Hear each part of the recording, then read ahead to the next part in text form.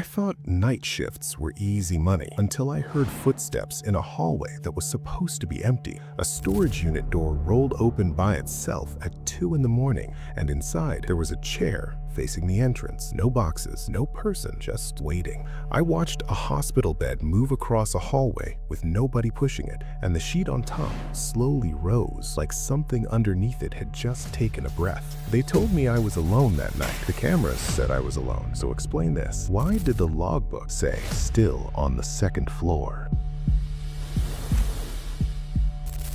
I used to work night security at this half-dead office complex outside Cleveland. Real quiet area. Daytime, the place looked normal. People grabbing coffee, complaining about Mondays, the usual. But at night, man, it felt different. Like the whole building was holding its breath. My shift started at 11 p.m. Just me, a flashlight, and a radio that barely worked half the time. First few nights were chill. I'd walk the halls, check the doors, maybe scroll my phone a bit at the front desk. Easy money, I thought. Then, one Friday around 2:30 in the morning, I heard a door shut upstairs. Not slam, not bang, just a soft click. I froze. Nobody was supposed to be in the building after 8. Cleaning crew had left hours ago. I grabbed my radio and called it in, trying to sound calm.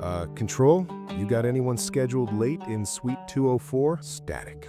I sighed. Great, radio's trash again. So I told myself it was nothing. Old buildings make noise, right? Pipes, air pressure, whatever. Still, my stomach felt weird, like I'd just missed a step on the stairs. I took the elevator up. Worst decision ever. When the doors opened on the 2nd floor, the lights in the hallway were off. They're motion activated. It's supposed to flip on when someone walks through. They didn't. I stepped out anyway, whispering, "Hello, security?" That's when I heard it. Footsteps, slow, dragging, coming from the far end of the hall. And I swear, they stopped the second I turned my flashlight towards the sound. I stood there, heart pounding, telling myself, "Relax, dude. It's probably some homeless guy who snuck in." But deep down, I knew whoever was up there was already watching me. I kept the flashlight locked on the end of the hallway, but my hand was shaking so bad the beam looked like it was having a seizure. I took a step forward, then another. My boots sounded way louder than they should have, like the floor was hollow underneath me. "All right, man." I tried to sound tough, even though my throat felt dry. "If you're in here, building's closed. Let's go." No answer. I moved past the first office, door locked. The second one locked, but the third door on the right was cracked open just a little. No lights inside, just darkness sitting there like it was waiting. I pushed the door open with my flashlight first. Empty. Chairs stacked, desks clean, nothing out of place. I actually laughed under my breath. "See? You're just tripping. Too much caffeine. Not enough sleep." Then I heard breathing behind me. Not loud, not dramatic, just slow, steady, like someone standing way too close. I spun around so fast I almost slipped. Flashlight beam flew across the hallway walls, the ceiling, the carpet, nothing. But the air felt different, heavy, like the hallway had gotten smaller somehow. I started walking back towards the elevator, slower now. My radio crackled suddenly, loud enough to make me jump. A voice came through, but it wasn't clear, just broken words under static. "Not alone, 2nd floor." I grabbed the radio. "Control? Say again?" Static and silence. My chest felt tight. I hit the elevator button and kept looking down the hallway. Every shadow looked like it was leaning towards me. The elevator took forever. When the doors finally slid open, I stepped inside and kept my eyes on the hall. Right before the doors closed, the motion lights at the far end of the hall flicked on, one by one, like someone had just walked past each sensor, but I didn't see anybody. The doors shut and I finally breathed out. I went straight to the lobby, signed out early, and told my supervisor the building wiring was messed up or something. I didn't tell him about the footsteps or the breathing. Next night, I came back for my shift. Front desk logbook was open to the previous page, my page, but under my signature in messy handwriting that definitely wasn't mine, someone had written "still on the 2nd floor." I quit that job the same day. Haven't worked another night shift since, and sometimes when I'm trying to sleep, I still hear slow footsteps stopping right outside my bedroom door.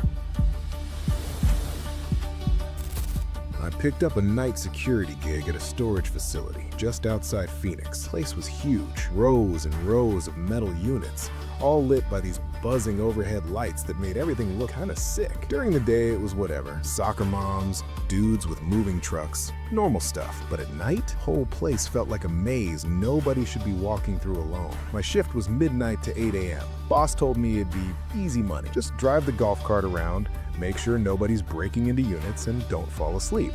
Cool, I thought. I'd done night shifts before. First couple hours were dead quiet. Desert air was cold, real dry. and every sound carried. You could hear a soda can roll from like 50 feet away. Around 1:47 a.m., I was halfway down row F when I heard a loud metal bang. Not like something falling, more like someone slammed a storage unit door shut. I stopped the cart and just listened. Nothing. I grabbed the radio. Control, you seeing anyone on cams near row F? A pause, and negative. Cameras show you're alone out there. Alone? Yeah. Didn't love hearing that. I drove slower after that, spotlights sweeping across the unit doors. Most had locks hanging still. Nothing looked forced. I told myself maybe the heat messed with the metal, made it pop or something. Then I passed unit F219. Its door was slightly open, just a couple inches. I knew for a fact they're supposed to be fully shut and locked. Company policy, no exceptions. I parked the cart and walked up, boots crunching on gravel way too loud in the silence. Security, if you're in there, come on out. No answer. I pulled the door up the rest of the way. Inside wasn't boxes, wasn't furniture. It was empty, except for a single folding chair sitting in the middle, facing the door. Like someone had been sitting there, waiting for me to open it. I just stood there staring at that chair, trying to make it make sense. Maybe the renter was moving stuff out. Maybe they left it behind. Normal explanation. Had to be. Still, why was it facing the door? I stepped inside, slow, shining my flashlight around the unit. Concrete floor, metal walls, no boxes, no dust trails, nothing. Place looked too clean, like nobody had actually stored anything there. I backed out and reached for the door to pull it shut. That's when I heard the sound, a soft metal rattle from inside the unit. I froze with my hand still on the door. The sound came again, quick and light, like someone dragging their fingers across the inside of the metal wall. All right, not funny, I said, my voice cracking a little. If you're hiding in here, come out now. Silence. Then the chair tipped over, just fell sideways on its own. I jumped back so fast I nearly tripped over the door track. My heart was slamming, and for a second, I actually thought about just getting in the cart and driving off. Job be damned. But I forced myself to look back inside. The chair was on the ground, and behind it, scratched into the metal wall, were words. Long, messy lines like they'd been carved in with a key. I stepped closer, light shaking in my hand. It said, "He's still out there." I swallowed hard. Who's still out there? I whispered like an idiot. Right then, my radio exploded with static. I almost dropped it. Through the noise, I heard my supervisor's voice, panicked. "Unit F row, get out of there now. Someone flagged movement on thermal. There's a heat signature right behind you." Every muscle in my body locked up. I didn't turn around. Couldn't. I just slowly moved my eyes to the shadow on the ground in front of me. There were two shadows, mine and another one, standing way too close behind me. I bolted, didn't look back, didn't shut the door, just ran straight to the cart and floored it towards the office.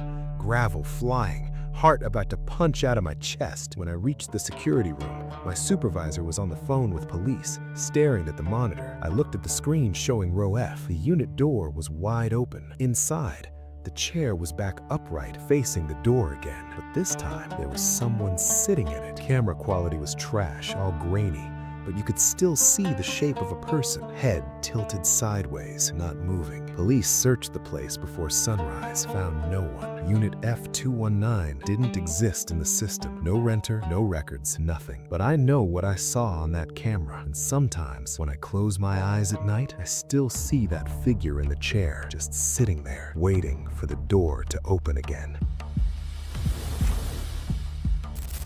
I used to cover weekend night security at a small hospital in rural Pennsylvania. Not a big city hospital, more like one of those quiet places where nothing exciting is supposed to happen. ER had maybe one patient an hour, and after midnight, most of the lights in the building were shut off to save power, which just made the hallways look creepy as hell. My job was mostly walking rounds, checking doors, and making sure nobody wandered into restricted areas. The nurses stayed near the ER, and the upper floors were usually empty, except for a few long-term patients who never left their rooms. Everyone told me the same thing my first night. Don't go to the old East Wing if you don't have to. They said it joking, laughing like it was some inside meme. I laughed too. Figured it was just hospital ghost story nonsense they told the new guy. Around 2:15 a.m., I was doing my usual loop when I noticed a door at the end of a side hallway standing open. It led to a stairwell that connected to the East Wing. That door is supposed to stay locked, always. I radioed the front desk. "Hey, you got maintenance working their east stairs?" "Nah," the nurse replied. "Why?" "Door's open." She paused. "That's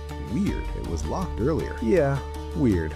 That's one word for it. I told her I'd go close it. Didn't want to look like the paranoid new guard over nothing. The stairwell lights were on, but one of them kept flickering, making the shadows jump around the walls. As I started up the steps, I heard something echo from above, a metal clang, like a bed rail getting hit. I stopped halfway up. The east wing wasn't in use anymore. Rooms were empty, equipment moved out years ago, so why did it sound like someone just slammed into a hospital bed? I called out, "Security, if you're up there, you're not supposed to be." My voice echoed way too long. Then I heard it again. Clang. This time, closer, and followed by the slow squeak of wheels moving across a floor. I stood there on the stairs, one hand on the rail, trying to convince myself it was just loose equipment or maybe pipes shifting. But deep down, I knew what hospital beds sound like, and that was a hospital bed rolling slowly right above me. I started climbing again, each step louder than the last. The air felt colder the higher I went, and not just AC too strong cold. This felt heavy, like walking into a freezer you weren't meant to open. When I reached the east wing door,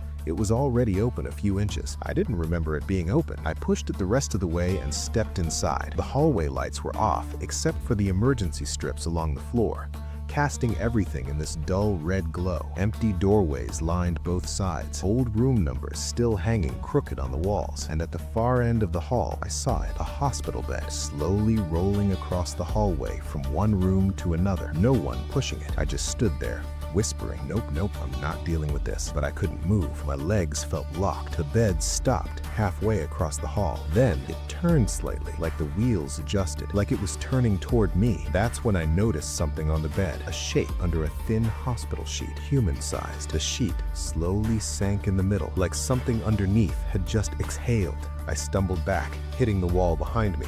My radio slipped from my hand and clattered on the floor, the sound echoing down the hallway. The bed jerked, not rolled, jerked, like something underneath had sat up too fast. I ran. Didn't care about being professional, didn't care about looking stupid. I bolted back through the door and down the stairs 2 at a time. Halfway down, I heard it behind me, wheels squeaking fast, coming down the hallway towards the stairwell. I didn't look back. I just kept running until I burst into the main corridor near the ER, gasping like I'd just run a mile. The nurse at the desk stared at me. "What happened to you?" I tried to talk, but all I could get out was, "East wing. Bed. Someone's up there." She frowned. "That wing's been sealed off for 6 years after the fire." "Fire?" "Yeah," she said quietly. "A patient died in a bed that got stuck in the hallway during evacuation." My blood ran cold because when I finally worked up the nerve to check the stairwell camera later that night, it showed me running down the stairs alone. No bed, no shadow, nothing behind me at all. But right before I reached the bottom step, the camera glitched, and for one frame, you could see a hospital bed at the top of the stairs, with something sitting upright on it, watching me leave. If these night shift stories creeped you out, don't watch the next one alone. Hit like, subscribe, and tell me in the comments which story messed with your head the most, because the dark doesn't feel so empty after this.